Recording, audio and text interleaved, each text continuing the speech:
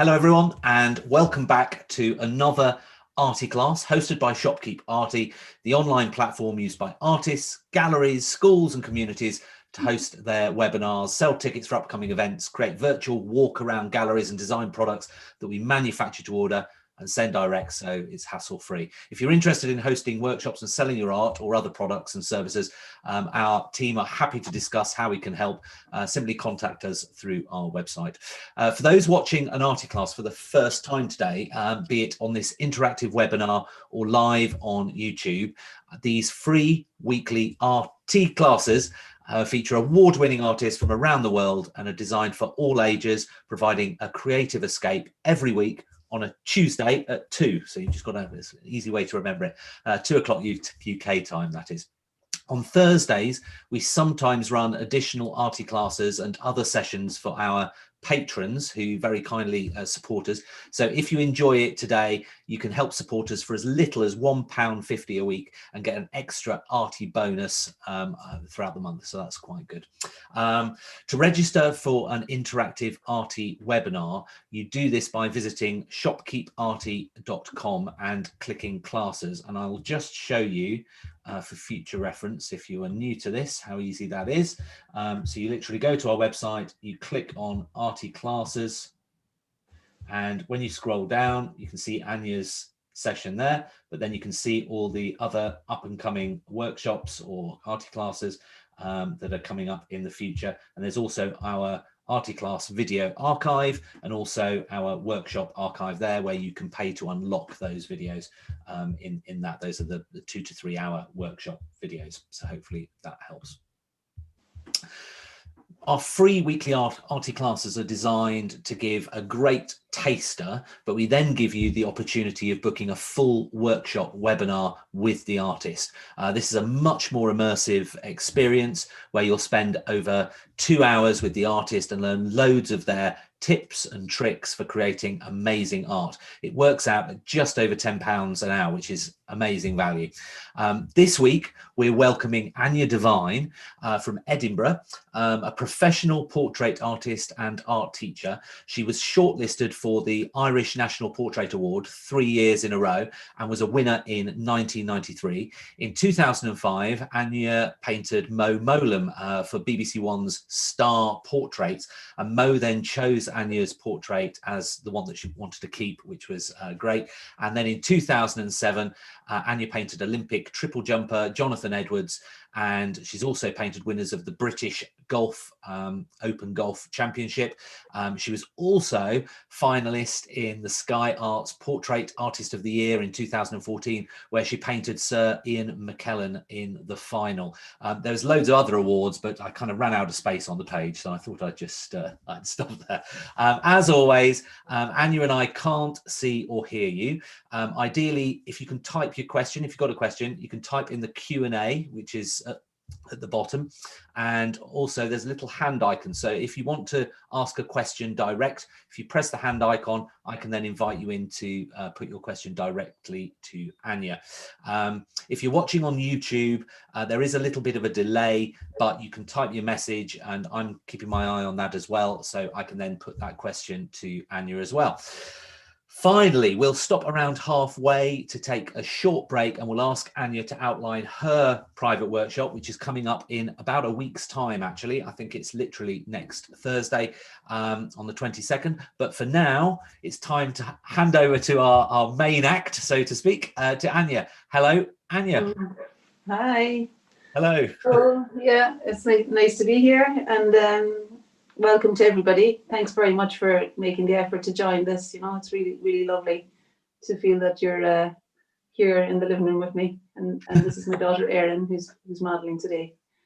And hello. So the idea was that we were going to, yeah, thanks very much, John, for that amazing introduction. There's a thing that comes up here, so now I'm going to be hitting the screen, but it's not a big deal. You don't need to hit it if you don't want to. It goes away on its own. Yeah, okay. Oh, my daughter was saying that as well. Oh, very good. Okay, that's even better. It's lucky that that's not my vocation. Yeah, okay. So what I'm planning on doing here is painting Erin's eye. I think I just said one eye in the information, but we might have time enough to do both. Yeah, okay. And it might be no harm, because it's kind of tricky to make the eyes work together. And it might be no harm to give some tips and advice about that, you know. So Erin's sitting at a 3/4 view angle, and my plan, yeah, she's sitting 3/4 view, so I can just see a little bit of her other eye. Maybe if you move back slightly, that's good. Yeah, okay. And I think most people have the reference picture that. Yeah. Well, yeah, and also I think I made a suggestion that if they wanted to get somebody to sit live as well, that they could even do that, and just have them at the same viewpoint, you know. There's some natural light coming in on Erin's face here now, so when I half close my eyes, I can see that there's some light falling on her cheekbone, on Erin on my right. You've had a hello from Steffi Butler, by the way, on YouTube. Oh, hi, Steffi. Looking forward to seeing you paint again. So that's very nice. Yeah, thanks, Steffi. Okay, let me just lift out some of the water. Okay. All right, so I'm going to make a start by using the 1.5 inch brush. And with my eyes half closed, what I want to do is to find a color that will represent the shadows in the face, you know. So I'm going to start with some sap green. I might actually use the corner of the paper. You can see that up there, can't you? Yeah. Use the corner of the paper to show you the colors that I'm using. So that's sap green, and if I put a bit of cadmium red into that, so the cadmium red looks like that. And those two together should hopefully give me a color that's not unlike the shadows that I'm seeing on Erin's skin at the moment. So I want to begin by finding the landscape within which the eye is going to sit, you know. Let's see. Yeah. So the piece of scrap paper vertically is also helpful for you to see the consistency of the paint. So as well as seeing what the color is, you can also see the consistency. So having a scrap piece of paper handy is a good idea. Okay. And now I'm going to steady myself and remembering to breathe. And I recommend you do the same. And now with my eyes half closed, I'm finding the shadow that's on the right-hand side of the forehead as a way of beginning. And I'm going to hold the brush this way in order that the paint can run a bit more freely to capture the side angle of the eyebrow there. And if I wet that, now I can bring the same tone maybe down to describe the shadow on the temple. It'll begin to make sense gradually. We may have a couple of questions being asked during this, so yeah, feel free to ask away. So Rona's asked, is that one of the Rosemary and Co brushes that you're using?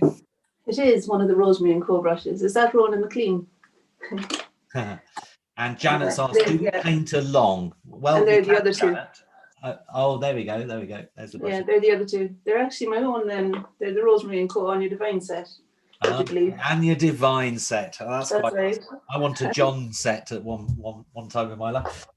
Janet's asked, do we paint along with you? Well, you can, Janet, if you want to. It's absolutely fine, or you can absorb how Anya's doing it and doing it later. It's totally up to you. Yeah, because you can see it on YouTube later as well, John, can't you? Exactly, yeah. It's visible later too, but it's up to you. If you want to join to paint along, that would be nice.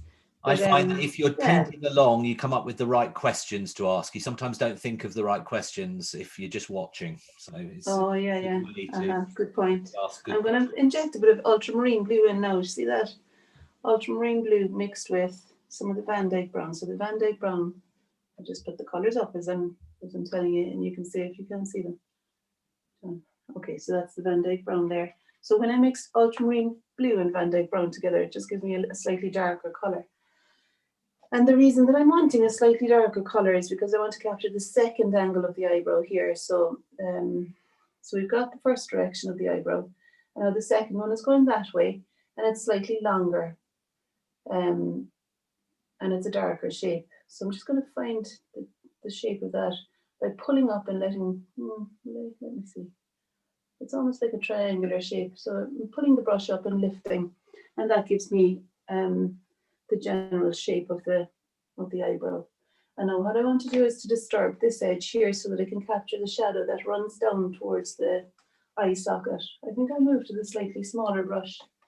So this is Now, Rona that asked you about the brushes, actually, it said it's Rona McLean. Great. Yeah, hi Rona. It's lovely to see you. Yeah. Well, through myself, like. Yeah.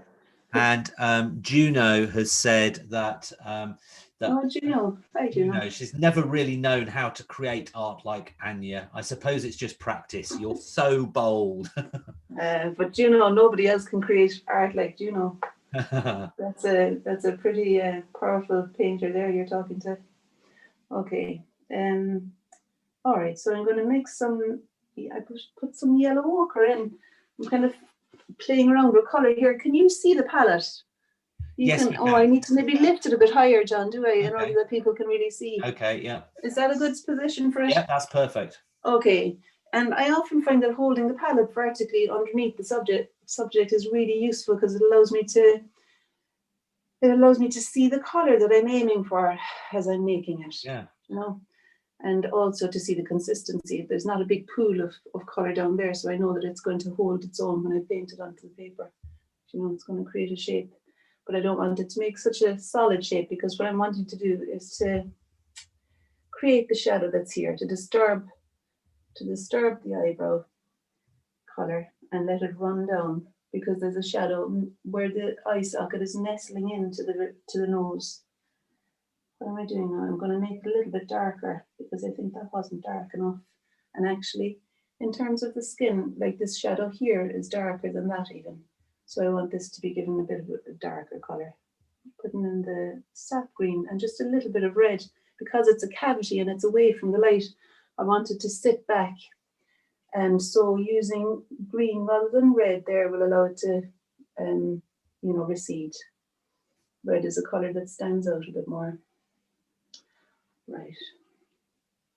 Sometimes you can find yourself getting too kind of involved in the thinking of it, and actually it's good then to just stop, stand back, check out the whole thing, and just decide what's the next move I can make to more closely resemble what I'm seeing here. And I want to push that up and let the deepest tone end up in there. Okay. Yeah, and it might be no harm now to start work on the other eyebrow. Let's see. So we've had a couple more questions. So Mary's asked, do you have a drawing already done on the page? And I know the answer to this. No. Yeah. And Mary probably does too. Could you say the person's surname, John, just in case I know that? Sorry. Okay. Yeah. Hang on a minute. Mary Duffy. All right. No, I don't think we've met Mary. And no, I don't have a drawing on the paper first. No, I don't. I start with I quite like finding the position of the tones and just kind of letting things gradually emerge from the flat page rather than nailing it with a drawn mark first. You know, I want it to gradually. It's a bit more risky, I suppose, but it allows the fresh observation in every moment. I'm kind of looking. So every time I look, I'm able to extract something new rather than painting inside the lines or something like that. Well, Mary said, "Wow, that is so free," and Juno then came in saying, "It's incredible." So there we go. Now wait and see now. Hold on. And there's also. Paulina said, "I'm a new follower from County Clare and I'm in awe of your style, Anya. Thank you." So thanks, Pauline. We've also had some shout outs from morning greetings from Canada. Lovely to be part of this workshop. Someone's asked, what brand is the palette? Because it had very large wells and looked really useful. Mm-hmm. You happen to know what the brand is? I love this. Well, I get it from Hobbycraft. Do you know, I don't know if there is a brand on it. Like, I bought it from Hobbycraft and Great Art, and it should cost about a tenner. There's also this one. I like it because it accommodates the 2-inch brush. So I use a 2-inch brush fairly often, and you know it means I can get the paint out with that big brush. The other thing is the John Pike palette, which is probably fairly widely known, which also has big wells. So I like to use that as well. I should maybe hold them up there. Yeah, so the two. Yeah. But yeah, this is my favorite really for demonstrations and things because I can hold it and I feel quite free. It's light and easy. Okay, and I just wipe it out every so often to be sure that it's clean in the middle. Now, what was I doing there? I think I'm going to go back, yes. So what I want to do is to find the shape of the space within which the eye sits on the other side of the nose there. So this is something now that I'll be, all the way through this, I'm going to be saying stuff about the workshop because I want you to join me for the workshop as well. But one of the things that we're going to do in the workshop is go into a bit more detail on the placement of features in relationship to each other. And this is one of the things I'm going to touch on here because it's important to find the position of the eyes. I just want to get that drip. To find the position of the eyes in relationship to each other. And so I'm kind of bringing them up at the same time, really, I wanted to say as well about the pencil thing. Some people have a freedom in their drawing, like I'm thinking of Charles Reed, and I think maybe even Steffi, who's here as well, work with pencil in that beautifully fluid way and watercolor together. So it doesn't mean that just because you draw first that there's a kind of a rigidity there. But I prefer, with this approach, to work with the paint directly onto the paper. And I find that with these brushes, I can achieve a line. I can easily print a thin line with the brushes if I want to capture something like a drawn pencil line. Anyway, there we are. Juno said, "Me too. I recently did a class with Damien Callan, who is a friend of." Oh, that's brilliant! Yeah. I noticed that I'd become a bit better at painting. Yeah. Oh. Yeah, Damien's great. Yeah, that's nice to hear that, Jimmy. Jan Cunningham, brand new follower to Watercolors from Hertfordshire. So hello, Jan. And she likes being free as well, so that's great. Yeah. No, there's freedom, and there's also the kind of the very still, steady attention to what's actually here. So it's very, for this approach to feel, to kind of, I suppose, in order to engage that freedom, there needs to also be a keen observation. You want to be able to see exactly what it is, the shape that you want to make. And then there's something about committing to the mark once you have seen it. So I'm looking again now at where the brow bone is there as the eyebrow turns. And I really want to capture the height of the eyebrows in relation to each other. And it looks to me as though this eyebrow back here is maybe a touch higher on a horizontal than this one here, where this one bends. So I'm just going to pull and lift the shadow, the dark of the eyebrow on this side too, just to begin to find them. And I might actually use a similar tone now. So I'm using the sap green this time with some alizarin crimson. I don't know. I think that's alizarin that's there, yeah. Caroline's asked, when you're mixing the paints, is it possible to say which ones you're mixing? Yeah, have I not been doing that in the last little while? I didn't, did I? Thanks, Caroline. You did at the start. I did at the start. I started out great. So the thing that I did there for the dark brown in the eyebrow was to mix the ultramarine blue and the Van Dyke brown. I think that's all I used, just to make it that bit darker. And you could continually inject things like the sap green. I could put some of that into the eyebrows, well, maybe just to kind of bring in a bit of color. I don't know why I'm doing that. Okay. Now. Right. So I should maybe tell you what that was there. Did you hear that notification? That's chronic. I was supposed to make no sound on my phone. Did you hear that, John, or not? No, I didn't hear. Oh, good. Okay. My daughter's off school and they were wanting me to phone and say why. Okay. All right. So what I'm going to do now, I mean, this isn't my daughter who's off school. She's not. It's the other one who's not well upstairs. Dear God. Okay. So what I'm going to do now is I'm going to put something in to describe the eye on the other side. And rather than go into great detail there, I just, with my eyes half closed and recognizing that it's generally a kind of a C shape of shadow that's there beyond the nose. And I want to find the triangle of skin that's below the eye on that side. And I'm using some yellow ochre now to find that triangle.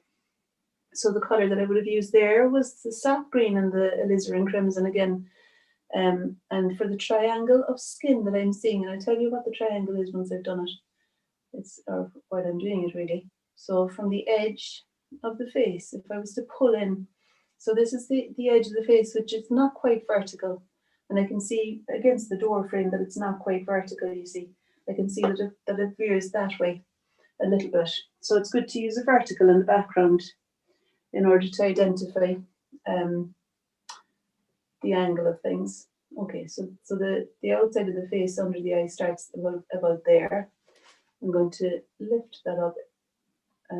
Speaking about colour, I needed to go back to the palette and put a bit more sap green and I think cadmium red into that colour there, because it wasn't dark enough.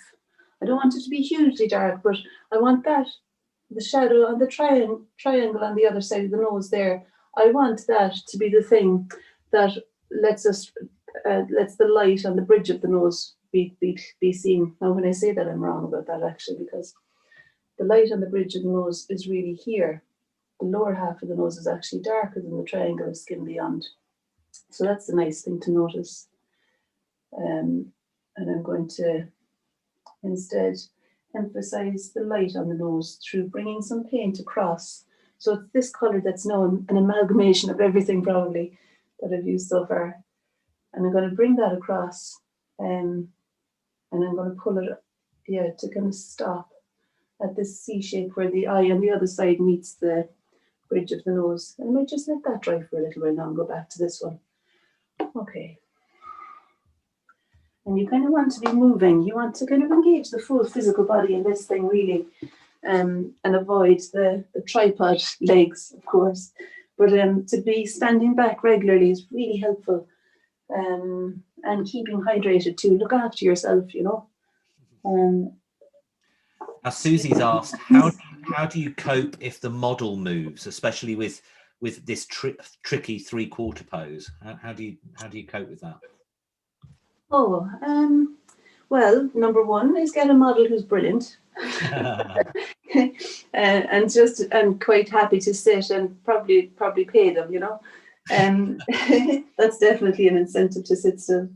And then if the model still moves, I would say, so I'm mixing up some more sap green and cadmium red here now because I want to describe a bit more the bottom of the nose and over here. I would say that ask the model to maybe line up. Like, Erin, do you sometimes close one eye and line your nose up with something, or do you just fix your eyes on something? My back, probably. Straighten my back and look forward. You take a photo as well.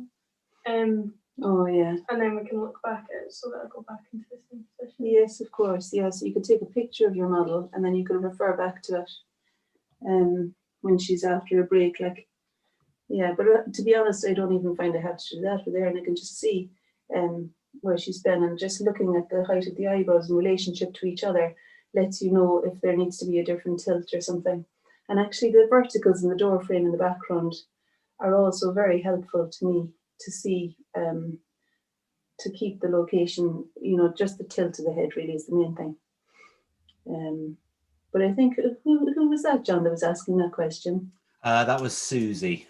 Yeah, so Susie, I would say that as you work, you probably get a feel for the position the model is in, and you begin to make order on your paper that will allow you to know where the eyes are in relationship to each other, and you'll know if there's been a shift. So, yeah, and then just, try and stay on good terms with your model so that they will move if you want them to. Okay. Susie's one of our patrons. She's doing so many different classes every week. Good. She's going to become a multi-talented artist, I'm sure. So what I'm doing here now with the brushes, you might notice that there's different moves that you can make with these brushes, and really that's why I love them. And I would regularly shift. From one brush to the other. Use a variety of brushes to create the marks, because you want to have a variety of marks on the surface. It just makes for a more interesting painting, no matter what it is you're painting. And also different parts would be more easily described by different moves, different colors, different tones.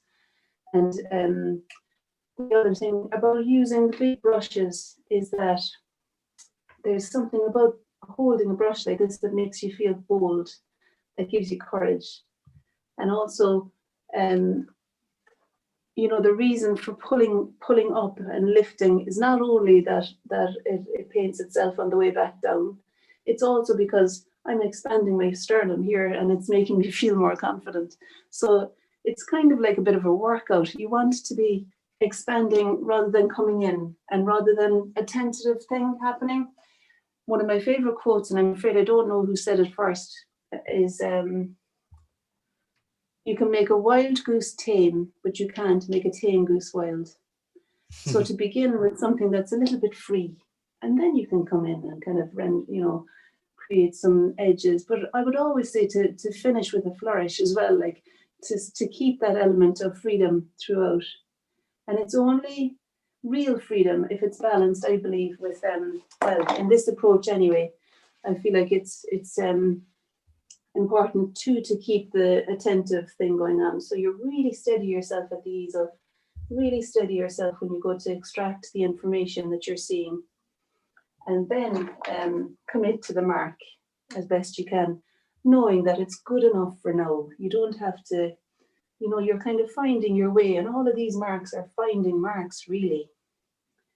Okay. So what I wanted to do, it's actually helpful for me to find the C shape of the nostril here. Now, when we're doing our full workshop, there'll be a full face there.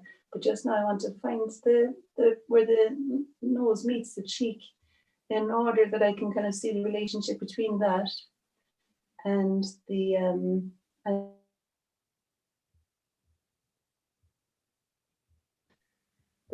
bottom of the nose there.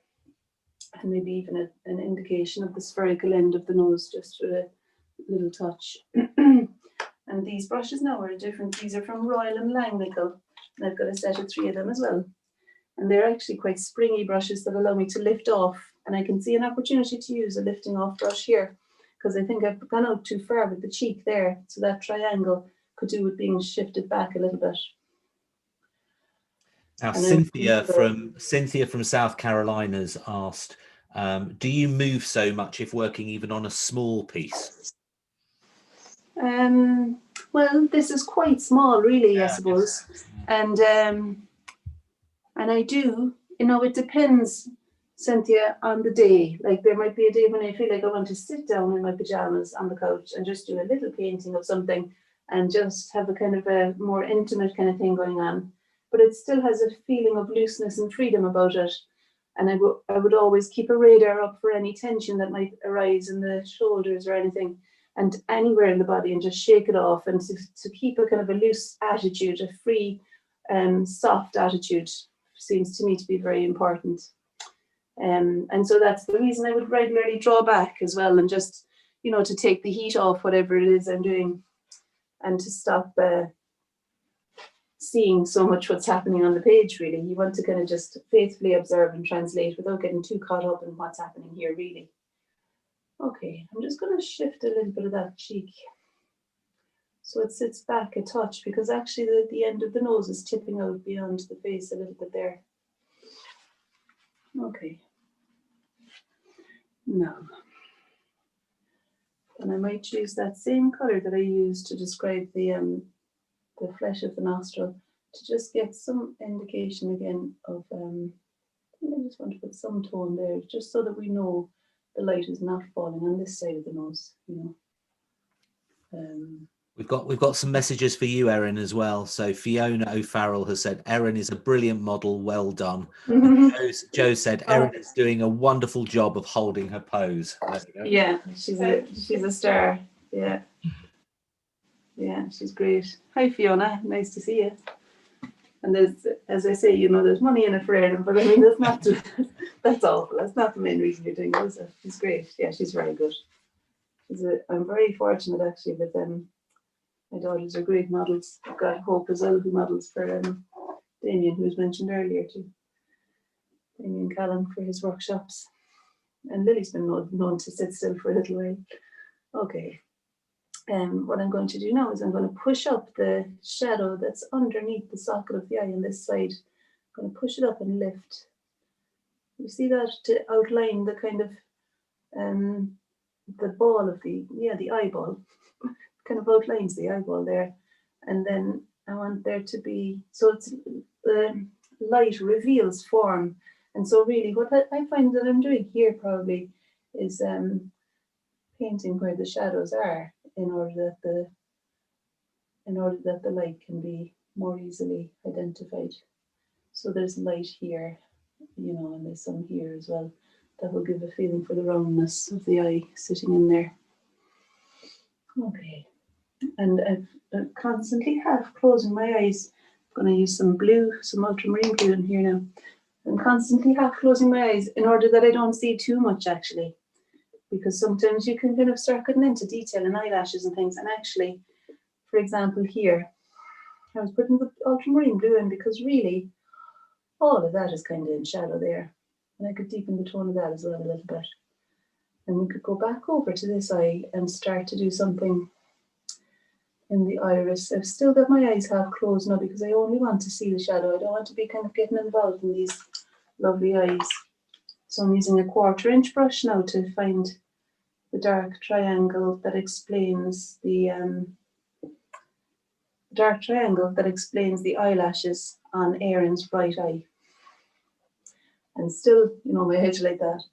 I'm just gonna put the color there. So the color that I mixed there, what was it? It was the ultramarine blue, wasn't it? And you know, oh yeah, dear God, what did I put in? You'll have seen it anyway. So that's that green, that's ultramarine blue. All the comments. You should be watching. That's the sap green, that's the ultramarine blue, and that's the alizarin. It's probably alizarin crimson and sap green, I'd say. Anyway, it's a dark brownish color. I like to make browns rather than to just use the Van Dyke brown, because you can see there's a subtle difference between the tones already here. And I think it's a good thing to have some changes and just allow yourself to be a little bit surprised too by what happens when you put one color over another. And the element of chance is a lovely thing to keep us engaged. Right, so with my eyes half closed, there's an L shape to these eyelashes. And if I was to continue this direction of those eyelashes now, they would cut up through the eyebrow there. So I know that I want the eyelash line to sit about, let me see. And it also kind of follows through from that almost. So I'm going to look at it again. There we are. So it's doing something like that. And then there's a kick that goes that way, but I'm not going to do that just yet. Okay. And I think I want it to be different because Erin's got these lovely brown eyes. I don't want them for the eyelashes to also be brown, really. So I'm going to touch a bit of ultramarine blue in there just so that it reads already as being a little bit different from what the iris is going to be. And below the eye is also a little dark touch where the eyelash line we're sort of around the halfway mark now. So. Oh, that's good. Yeah, because I was thinking we're almost there, aren't we? Yeah. Well, not really, but like, you know, there's got a lot going on. Do you want to let me know when we're stopping? So, John. Yeah, well, it's now a good time if we just had a little break now to talk about your. That would be okay. Yeah. That would be good. So, and I'm going to look in this camera, am I, when I'm talking about that? Yeah, I'll do that. Yeah, I'll do that. Okay. So I'll just first of all explain. So on the next Thursday, it is on the 22nd of October, Anya's going to be doing her full workshop from her studio here. And it's going to be over 2 hours. She'll be able to explain a lot more about what it's involving, but it is going to be a proper portrait. And we've managed to secure the services. I mean, Erin, you've been doing such a good job. We should have just stuck with you, really. But we've managed to persuade a gold and silver medal Olympian to sit for Anya, which will be fantastic.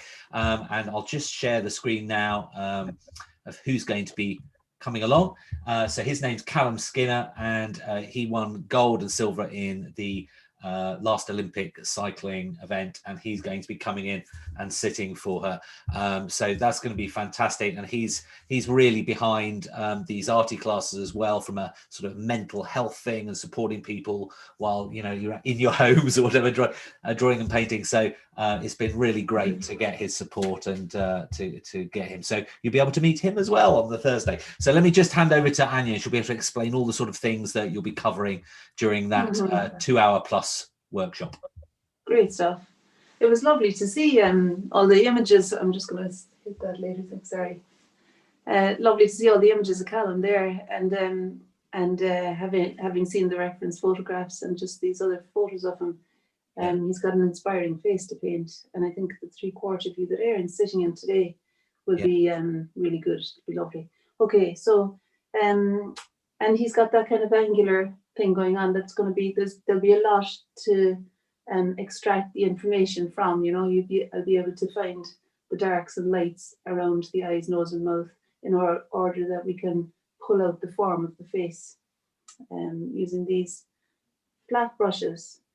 And without drawing first, you know, we're going to allow the landscape of the face to kind of be come into being. I wanted to show you one. This is one actually of Erin. It's already one that you might have seen on the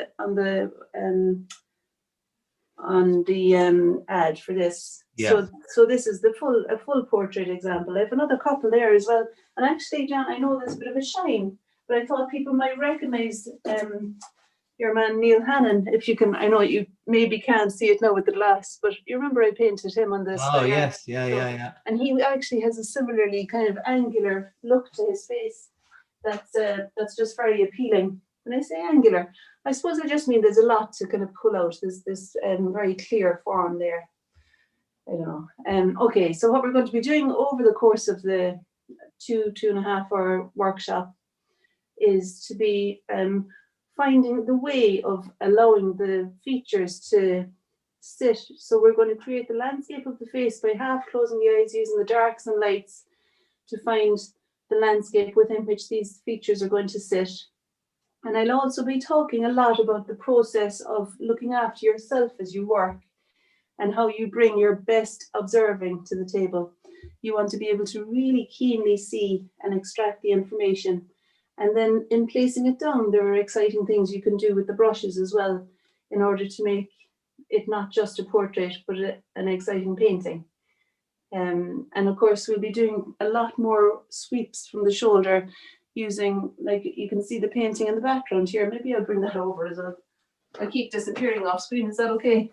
That's all right. No, you know where I am. And just don't trip over the tripods.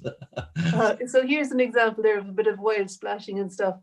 This is Helena, a lovely model. And so what I wanted to kind of bring that over for was to illustrate how stepping back and working from the shoulder, you can really make a very expressive kind of painting along with these areas that are finely detailed. So there's the capacity to be free and loose elsewhere, and then you can come back and make more considered marks in the face. So with Callum, he won't be wearing a Russian hat or anything, but there'll be some exciting kind of ways to. I'll just show you one last one there. Look, these are kind of quick paintings that I did recently for a watercolor workshop I was doing. But for example, you can turn the board so that the runs and drips go in different directions. You know, so I turned Danny's portrait sideways and the runs anchored to the edge of the page, and then we turn it upside down. And it's just exciting to kind of weave together the tones and the skin with these different sizes of brush, and to then pick out with a bit more contrast the darks and lights and the features. And so to make sense of all the kind of woven together marks here, finding the position and shape of the features, and then doing something loose and free too in the body. You know, it's exciting to have, you know, these splashes to kind of continue the energy of the thing beyond the figure.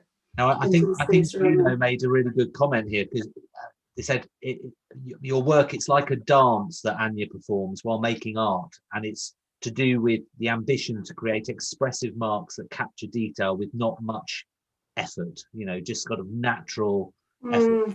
Fabulous. Yeah, I think it's an interesting one. Would you say that's something? I think that's lovely. Thanks, Juno. The effortlessness is important, because while you want to really be doing a good job and everything like that, actually we need to let go of the whole thing of trying hard in order for something exciting to bubble up. And it's that kind of thing. And I think the dancing, Juno would have seen me in action dancing, like at the easel, be in danger of falling on people. But the thing about that is that it engages the full physical body. You know, you're able to actually bring more than just your head and your hand to it. There's a Japanese saying, isn't there, about bringing your heart as well or something.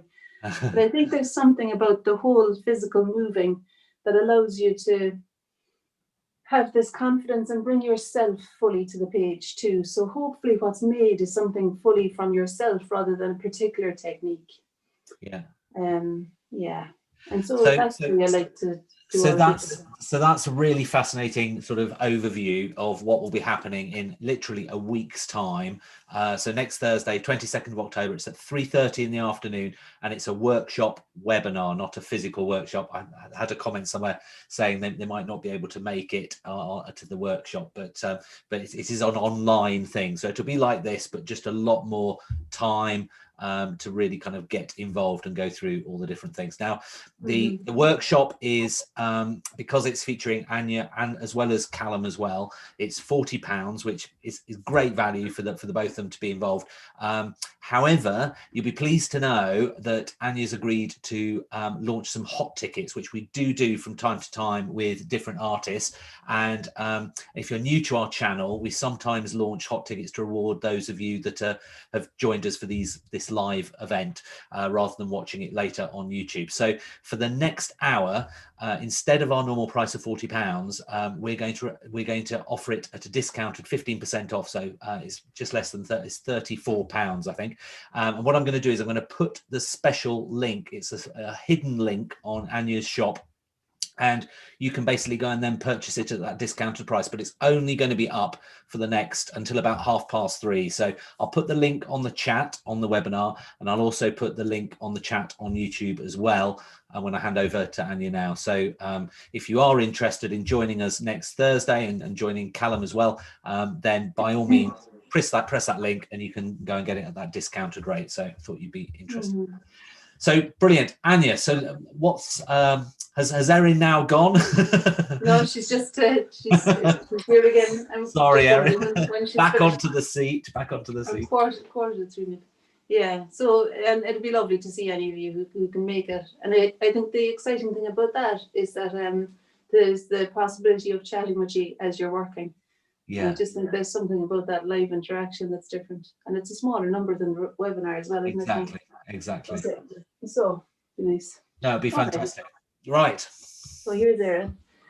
And because I think it was Cynthia or Sue or somebody was asking earlier about how to position the model and everything. So here's an example now where I remember where the skin beyond the nose was meeting the nose. And so I know that I want Erin to maybe move ever so slightly towards the window.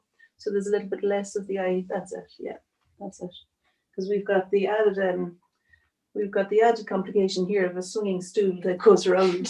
So maybe if you're working with someone who's not familiar with modeling, you might want to have a static chair, and to have a back on it would be good as well, because it's quite a job, isn't it, Erin, sitting straight without the back.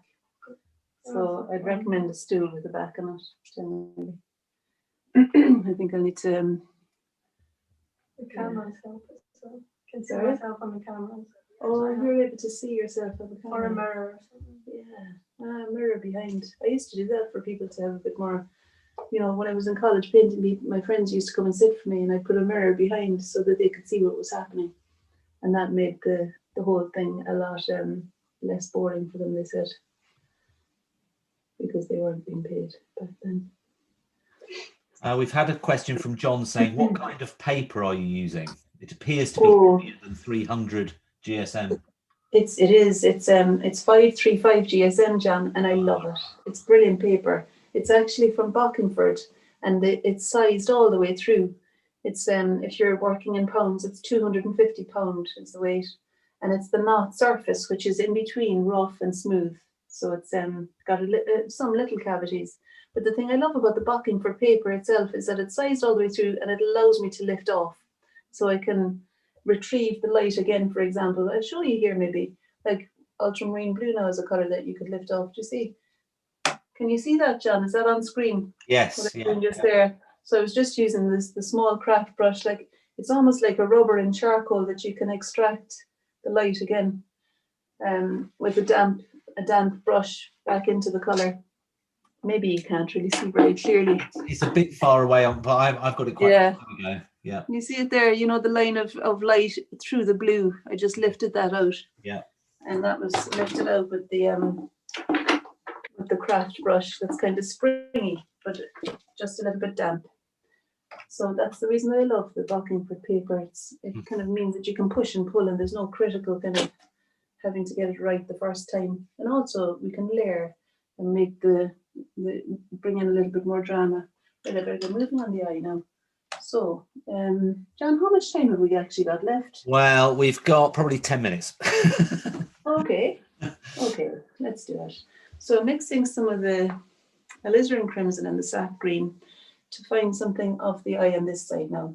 So I'm looking at where the line of the eyelashes would continue and carry on through the face and out the other side. So it seems like it's that kind of a line, the eyelash line. Am I right? Let's see again. So I'm continuing the line of the eyelash from here through the other side. So about there, I'd say.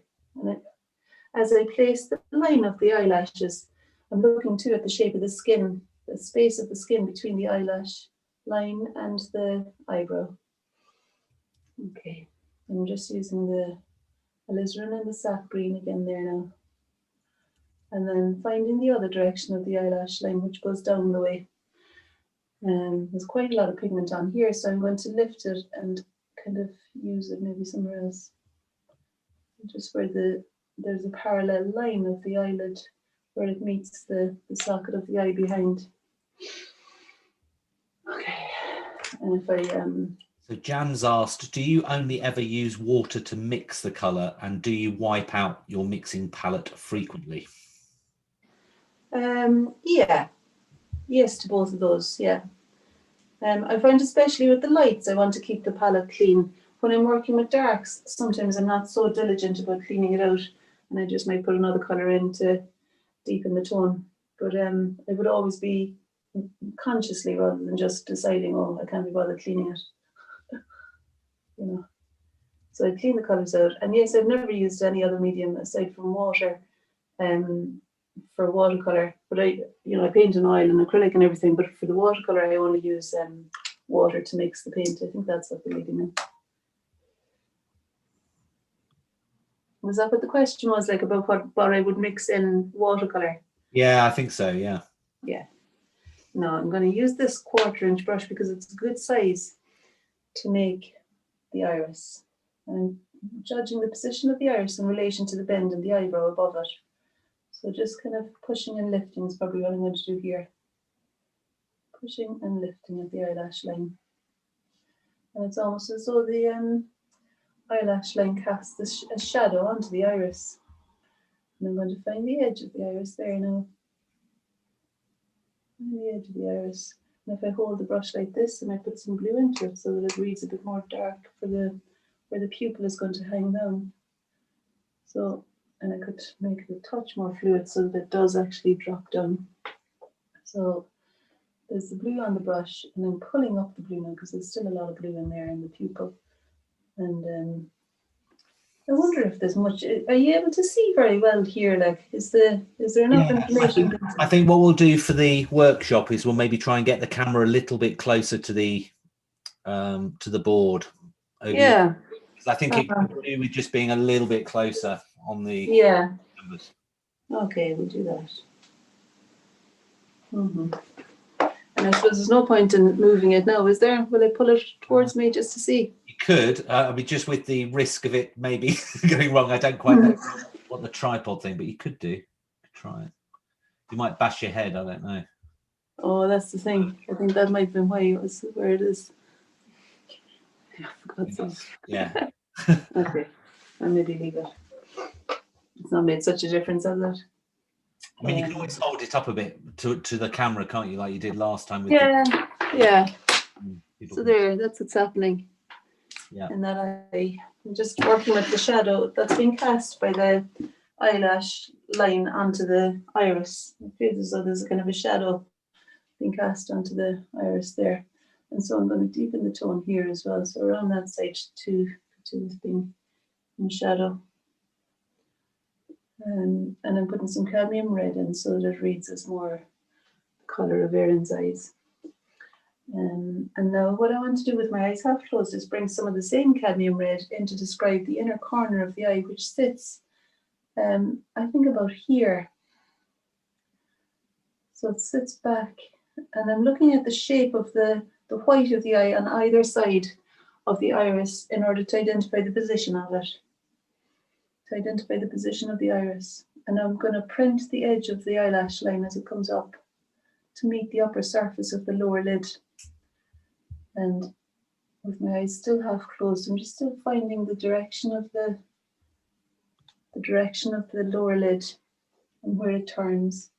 And if I push and lift with this 1/4 inch brush again, it might give me a clearer underside to that eyelash line. And I want to just use a bigger brush now to bring some shadow in.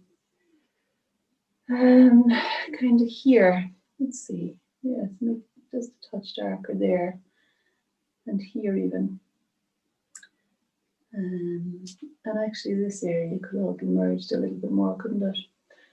And I might put in some yellow ochre into that colour that I'm using just there in order to let the colour here be a bit truer to what I'm seeing. Yeah, I just want to kind of lift the leg of that eyebrow as it came in there. So standing back, let's see, a bit more shadow. I'm just picking up the alizarin and sap green mix now again, but it's very watered down to just kind of find the shadow there. And I think alizarin on its own is what I'm after what was I going to do with that? Oh yeah, I think I was going to put it here in order that those shadows underneath the eye might merge a little bit.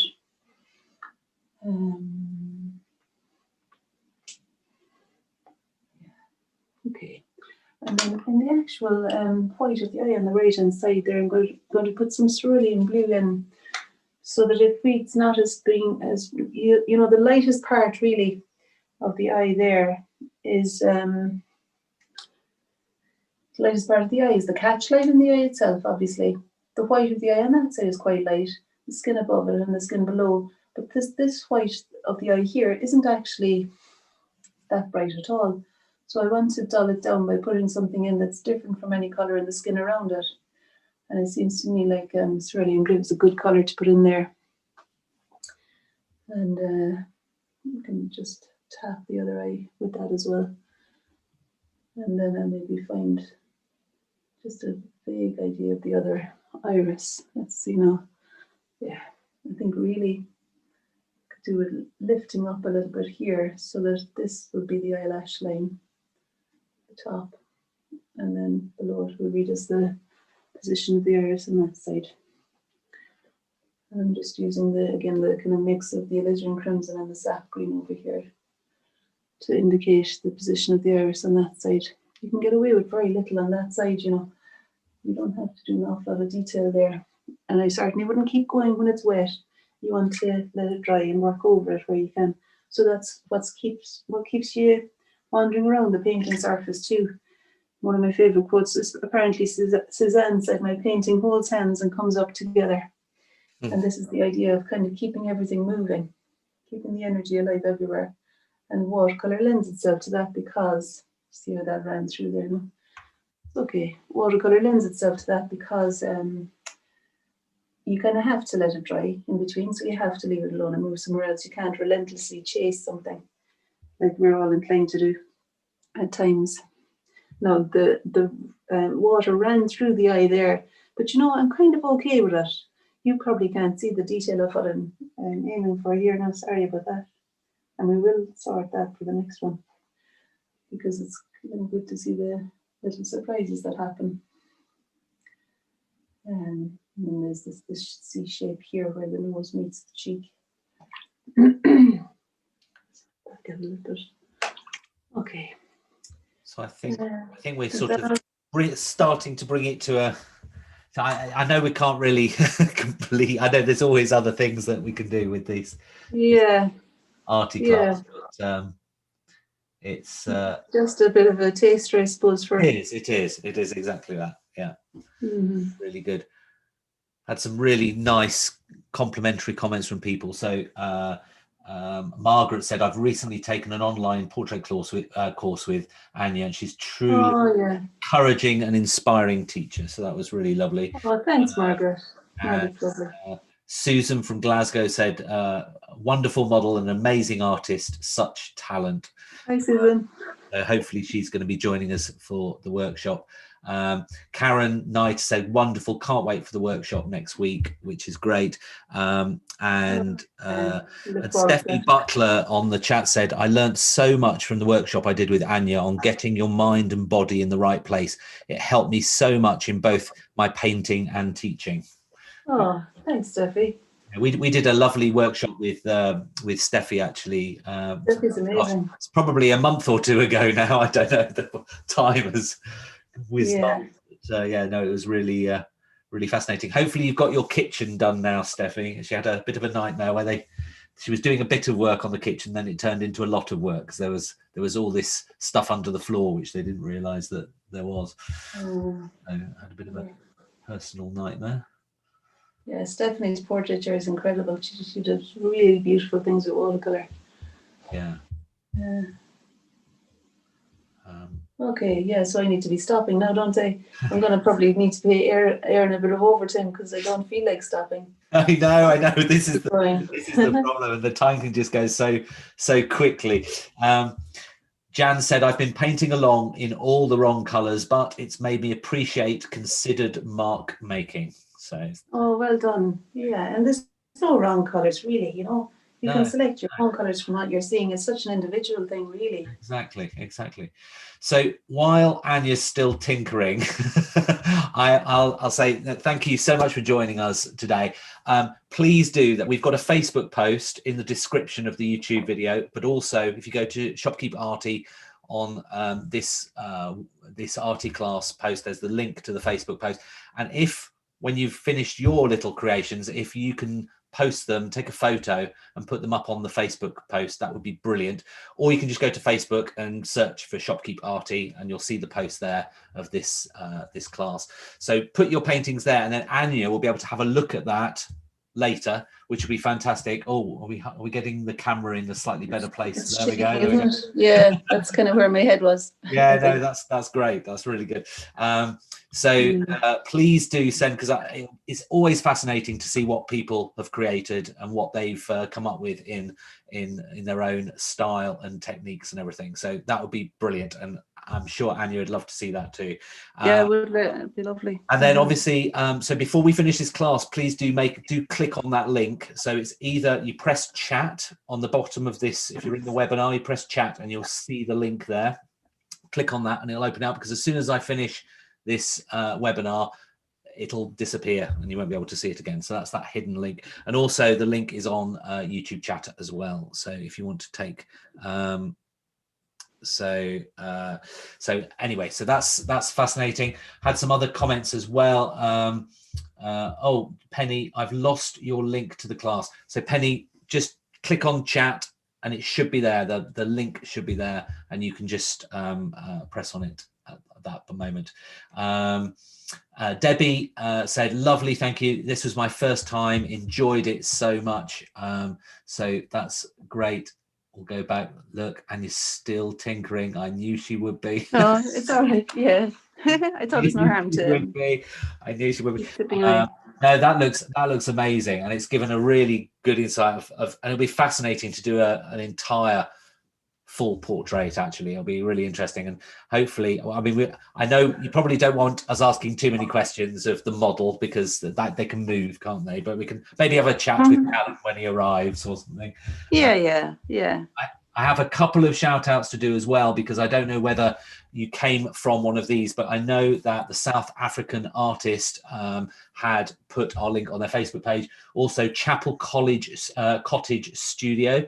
Chapel Cottage Studio. I know they'd done a bit of a shout out for this. Yeah, they're fantastic. Really lovely food at their workshops as well, just to say. Oh, really? Well, food is always the key. And also Schoolhouse for Art as well, which is over in Ireland. Oh. And Lana, yeah, they're amazing. I had a chat with Lana the other day, actually. They're lovely. Are you there, John? Oh, yeah, I am there. I am here. Are you? Yes. Oh, there you are. I can hear you now. Back. Sorry. No, that's okay. So yes, so those three, just did a little bit of a shout out for them. But it's been a really fascinating insight into how you paint and the energy you put into your painting as well. And I think it's been really interesting to see how that works. And I think I think we'll move the camera. I think this is a good, if we can work like this, I don't know, we can. Yeah, we'll be able to put a camera between me and the painting. Yeah, I so think we'll figure that out. Yeah, see a lot more detail there. Yeah. So I think that'll be great for the workshop. So thank you again for joining us. I'm sure you've all had a really great time. I'm now going to be holding a workshop in Poland. I'm zooming over to Poland. We've got Michael starting in half an hour. He's going to be doing a really classical landscape in watercolor. So I'm looking forward to that as well. Michael Jazovic. So until next time, it's obviously bye-bye from me. It's bye-bye to Erin. Yeah. It's bye-bye to Erin. No, I'm just saying bye-bye to Erin. Then I'm going to come back to you. And then bye-bye from Anya. Bye, Anya. Yeah, all the best, everyone. Ducking under the iPad. Okay. Yeah, we'll figure it out. Lovely. Yeah, exactly. Thanks very much for joining. Oh, it's been really great. Thank you.